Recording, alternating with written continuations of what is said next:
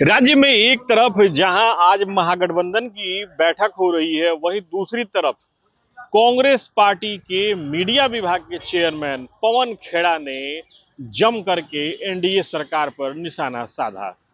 पवन खेड़ा ने सीधे सीधे अपने बयान में नीतीश सरकार के साथ साथ केंद्र सरकार को घेरा और एक नहीं बल्कि कई मुद्दों पर निशाना साधा। पवन खेड़ा का सबसे बड़ा सवाल भ्रष्टाचार को लेकर के था। पवन खेड़ा ने मुद्दों के आधार पर सवाल किए। सबसे पहले आप पवन खेड़ा के इन बयानों को सुनिए। खबरों में आता है पुल गिर गए, पानी में बह गए। यहाँ न केवल पुल पानी में बह गए, यहाँ 70,000 करोड़ आपका पैसा पानी में बह गए। और जो मोदी जी आकर दोनों हाथ यूं करके बोलते थे ना, कितना पैसा दूं बिहार को, 50,000, 1 लाख, 1.25 लाख करोड़, उस 1.25 लाख करोड़ में से 70,000 तो ये बढ़ गए। अब इस प्रेस वार्ता के बाद मैं अभय जी ने कोई वीडियो बनाया, मैं वो भी आपको दिखाऊंगा, आपको समझ में आ जाएगा कि किस किस के हाथ में, किस किस की जेब में ये 70,000 करोड़ गए। नीतीश जी तो चाहिए, अब उनके लिए क्या बोले, लेकिन एक बीजेपी की तरफ से भी है हाथ की सफाई करने वाले, उन्हीं के साथ विक्रम और बेताल। तो वो जो बेताल है उन्होंने कितना लिया वो सब आपको भी इसमें मालूम पड़ेगा। पंचायती राज विभाग इसमें अग्रणी रहे, सबसे ज्यादा घोटाला पंचायती राज विभाग, उसके बाद शिक्षा विभाग, शहरी विकास, ग्रामीण विकास, कृषि विभाग, बच्चों के मिड डे मील स्कीम को जो न छोड़े,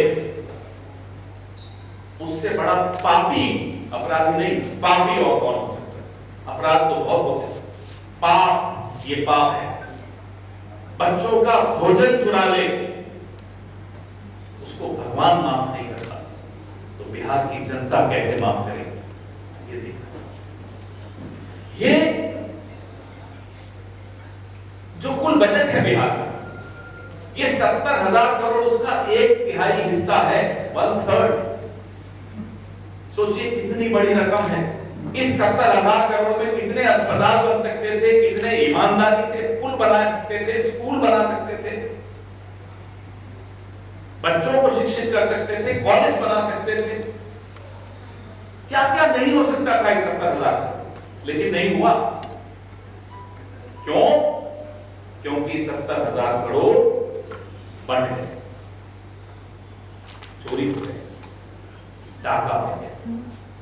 ये वो लोग हैं जो मेरे से और आपसे बर्थ सर्टिफिकेट मांगते हैं और खुद यूटिलाइजेशन सर्टिफिकेट नहीं दे पाते।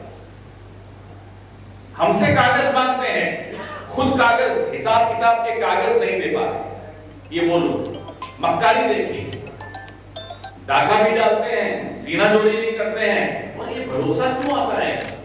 ये भरोसा इसलिए आता है क्योंकि इनको लगता है कि चुनाव आयोग अब इनकी जेब में है, ये कितना ही डाका डाल दे, कितनी चोरी कर ले, इनका कोई बाल बांका नहीं कर सकता। लेकिन ये जानते नहीं है, ये बिहार का मीडिया है, ये बिहार की भूमि है, ये क्रांतियों की भूमि है।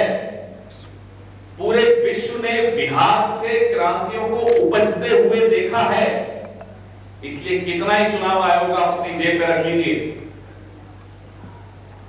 बिहार का एक एक मानस, एक एक व्यक्ति, एक एक बेटा, एक एक बेटी जरूर आवाज उठाएगा और इसके खिलाफ बटन दबाएगा।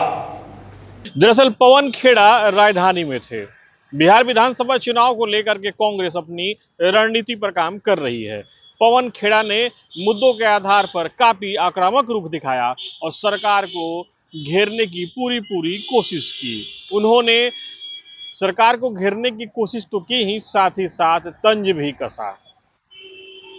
राज्य में कांग्रेस पार्टी बिहार विधानसभा चुनाव को लेकर के काफी अटैकिंग मूड में दिख रही है।